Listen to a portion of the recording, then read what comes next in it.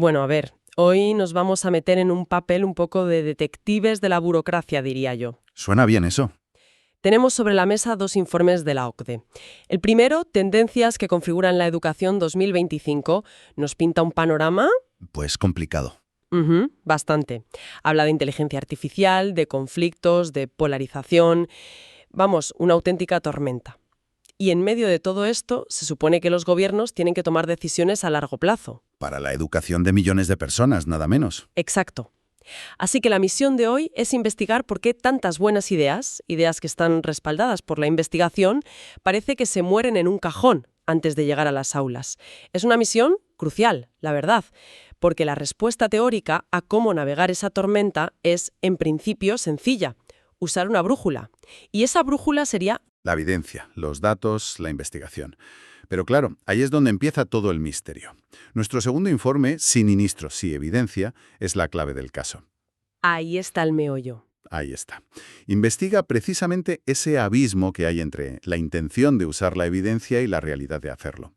Hoy vamos a analizar las pistas, hacer un poco de espionaje constructivo para ver cómo algunos sistemas educativos están intentando construir esa brújula. Para que sus políticas no sean un tiro al aire, vaya. Justo, sino el resultado de un proceso informado y robusto. Vale, pues empecemos por la escena del crimen, por así decirlo. La tensión clásica. Venga, Por un lado, tienes a los investigadores que se quejan de que los políticos solo cogen los datos que les vienen bien, el famoso cherry picking. sí, eso siempre está ahí. Y por otro, los políticos que dicen que la investigación es lenta, que no se entiende, o que un estudio dice una cosa y el siguiente, pues la contraria. Exacto. Y esa tensión lo que revela es que el proceso no es una línea recta. No va de la ciencia dice A, Claro, así que hacemos la política B. claro. No, la realidad es un ecosistema caótico donde la evidencia científica es solo una voz más. Compite con presiones políticas, la opinión pública, lobbies. Es la diferencia entre el mapa y el territorio, ¿no? Perfecta analogía. Un investigador te da un mapa perfecto, con una nota que dice, el tesoro está aquí. Pero el político está sobre el terreno, lloviendo a cántaros, con un grupo de interés bloqueando el camino y la prensa preguntando por qué no ha llegado ya.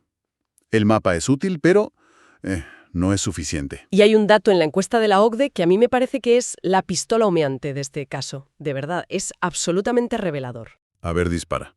El 96% de los responsables políticos dice que usar la investigación es importante para ellos. Bueno, hasta aquí todo bien. Todo perfecto.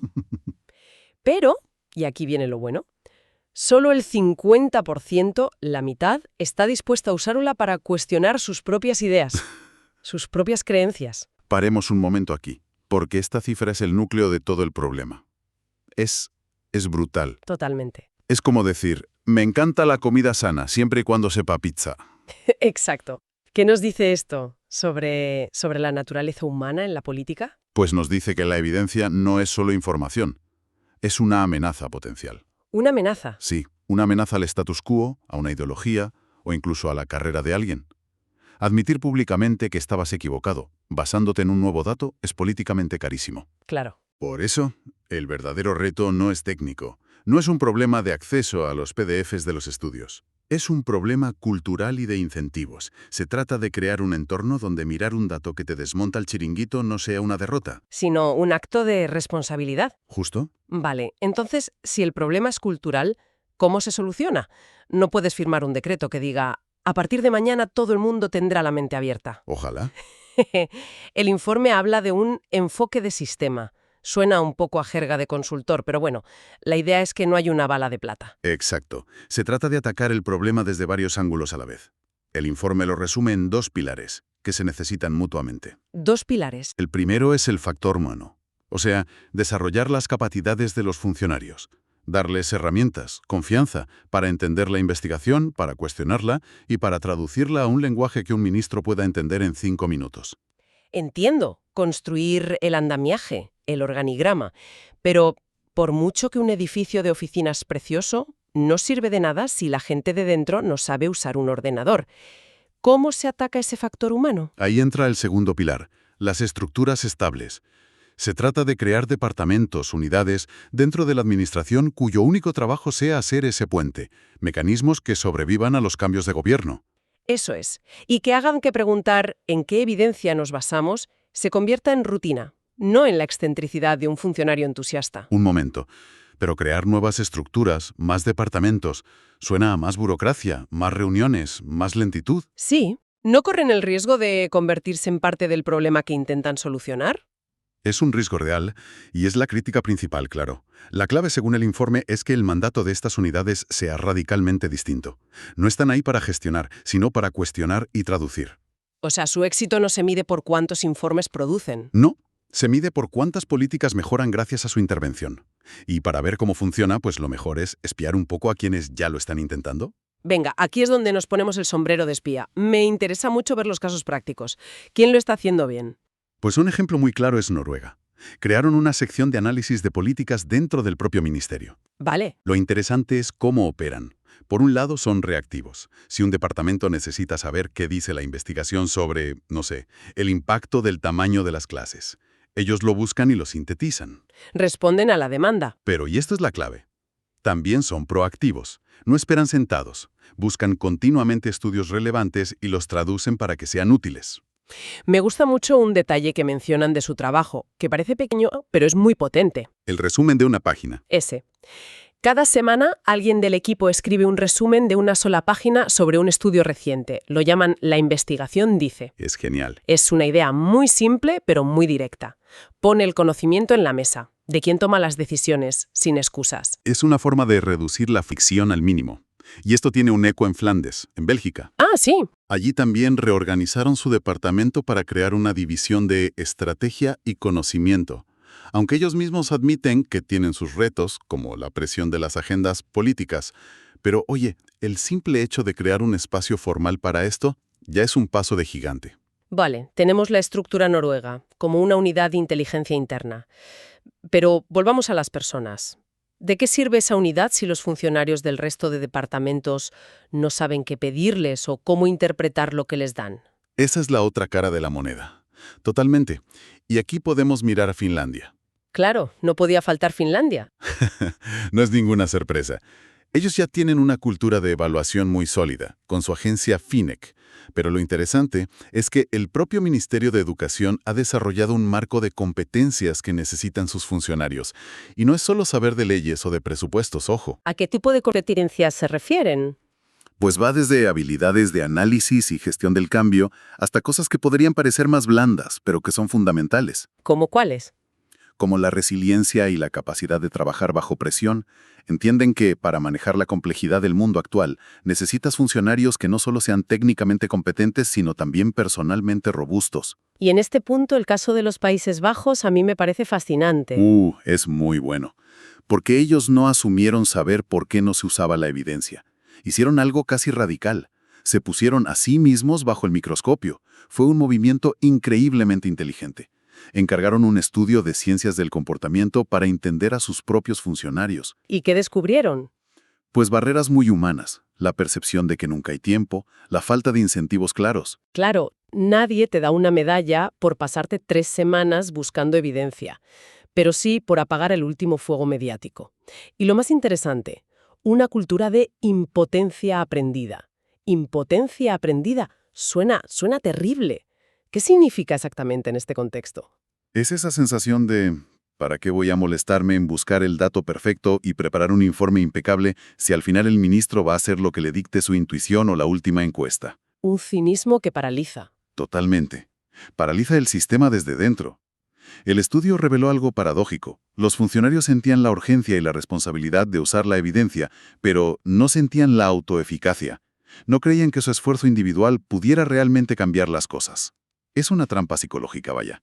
Quieres hacerlo, sabes que debes hacerlo, pero sientes que no sirve de nada. Exacto. Y esto nos lleva a la pregunta del millón. ¿Cómo conectas esos dos mundos? El de la investigación que produce el conocimiento y el de la política que está atrapado en estas inercias. Pues aquí es donde entra la figura de los constructores de puentes. Y el caso de Irlanda es muy ilustrativo. A ver. Están desarrollando una unidad de evidencia para políticas. Su objetivo no es tanto producir análisis internos, como hacía Noruega, sino ser un conector. Mapean las necesidades de los ministerios y se las comunican a la comunidad investigadora. Son como traductores y casamenteros a la vez. Y proponen algo que me llama muchísimo la atención: la posibilidad de que investigadores y funcionarios intercambien sus puestos temporalmente. Un intercambio, eso sí que es construir un puente de verdad. Ponerse en los zapatos del otro, literalmente. Imagínate el poder de eso. Un investigador pasando 6 meses en un ministerio y entendiendo por fin qué significa la urgencia política. Y un funcionario pasando un semestre en una universidad y comprendiendo el rigor y los tiempos del método científico. Les cambiaría la perspectiva para siempre. Desde luego. ¿Y si Irlanda se centra en conectar personas? Los Países Bajos, después de su diagnóstico, están experimentando con herramientas muy concretas para mejorar la calidad de esa conexión. Hablan de su proyecto Science for Policy. Sí, y tienen 2 modelos que vale la pena analizar. El primero lo llaman Science Sparring. Sparring científico. Suena a un combate de boxeo intelectual. Es una analogía perfecta. Imagina que un equipo de gobierno quiere lanzar una nueva política sobre los deberes escolares. ¿Vale? Antes de enunciarla, la pasan por una sesión de sparring. En una sala reúnen a un psicólogo infantil, un sociólogo, un economista y un pedagogo. Estos expertos no están ahí para dar su opinión, sino para golpear la propuesta con evidencia desde sus campos. Ponme un ejemplo. ¿Cómo sería ese combate? Pues el psicólogo podría decir: la evidencia muestra que esta cantidad de deberes a estas edades aumenta los niveles de cortisol y estrés familiar.